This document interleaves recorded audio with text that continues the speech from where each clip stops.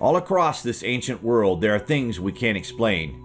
Feats of engineering we have yet to match from a forgotten period in history that, even though it is forgotten, the remnants of this glorious period in history are dotted all over the place in huge numbers.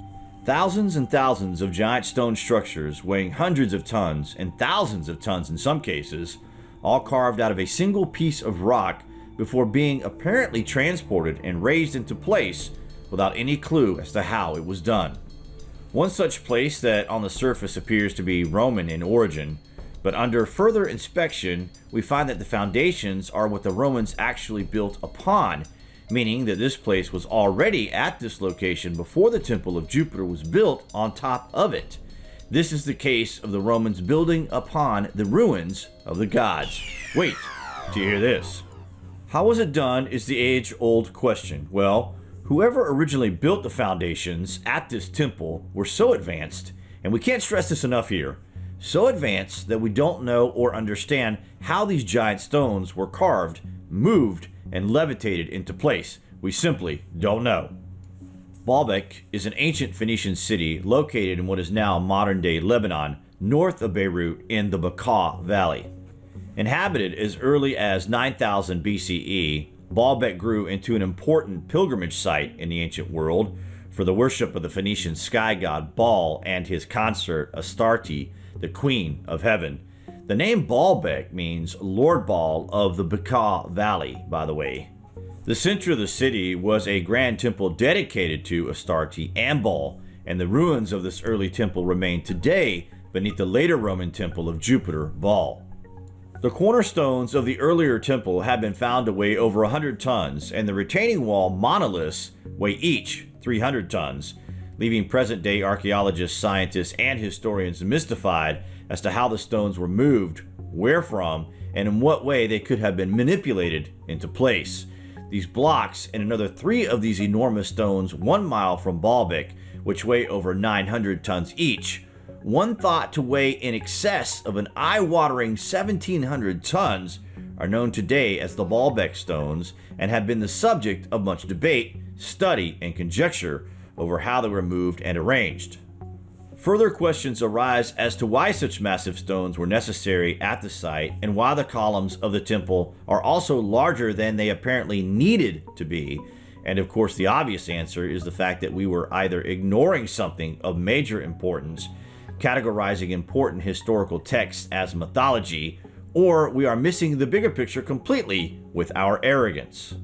Later builders at the site, such as the Romans, used these early stones as the foundations for their own temples, but clearly did not move them in any way whatsoever. The immense weight and mass of these stones has led to much speculation concerning alien and ancient activity at Baalbek, and even that the site was an ancient landing pad for spaceships or Viamana. None of these theories are regarded as substantial by the prevailing scholarly community, nor have they ever been or ever likely to be. Pretty sad that they won't entertain anything beyond what they have already been taught, actually. Alexander the Great conquered Baalbek in 334 BCE and renamed it Heliopolis, City of the Sun. The name still in use in 64 BC when Pompey the Great annexed the region of Phoenicia for Rome. This was still the designation for the city in 15 BC when the city became a colony of the Roman Empire. The Romans vastly improved or restored the ancient site with massive building projects, walkways, aqueducts, and roads. Under the reign of the Emperor Septimus Severus, the Grand Temple of Jupiter, Baal, was built and dedicated as the largest and most ornate religious building in the entire history of the Roman Empire, whose impressive ruins may still be seen today. The Romans recognized Baalbek and the stones found here as something sacred and very ancient, and even created by the gods. These are the largest stones ever cut, moved, and lifted in the history of human civilization that we know of, and all are located at the same location. You get a sense of the sheer size, scale, and effort involved in this when you consider they were transported uphill for a mile or so before being lifted 20 and 30 feet into place.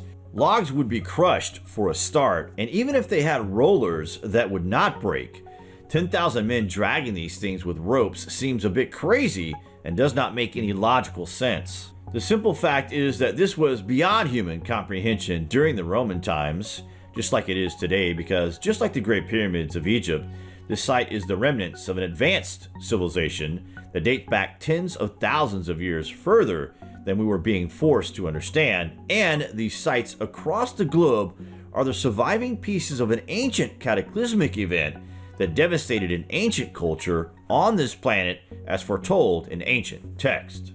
This is the only answer, guys. It is documented in mythology. Maybe we should not have been so quick to conclude that mythology was nothing more than fantastical stories by ancient cultures like the Greeks and Romans, who would fantasize of gods from a golden past. They were closer to this history than we are today, after all, and the answers to this period was said to be housed in the Lost Library of Alexandria.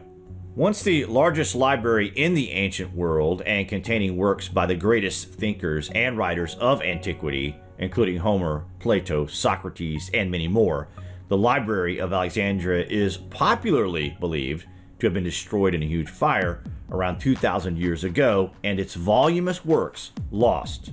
Since its destruction, this wonder of the ancient world has haunted the imagination of poets, historians, travelers, and scholars who have lamented the tragic loss of knowledge and literature. Today, the idea of a universal library situated in a city celebrated as a center of learning in the ancient world has attained mythical status. The mystery has been perpetuated by the fact that no architectural remains or archaeological finds that can definitively be attributed to the ancient library have ever been recovered. Surprising for such a supposedly renowned and imposing structure. This lack of physical proof has even persuaded some to wonder if the fabulous library actually existed at all in the form popularly imagined. Documentation of the Lost Empire, a lost civilization on this earth, whom built all the ancient structures, perished in the Great Library, leaving sites like Baalbek to drift into history as a big question mark. Only now are we beginning to try and understand what went on this earth during the time in which has been lost to us. If any of you guys want featured on our channel, then send in your pics and we'll be sure to include that in our videos. Looking good, Valerie, and thank you very much for showing your support to our channel. We very much appreciate it, and remember, wear that shirt with pride.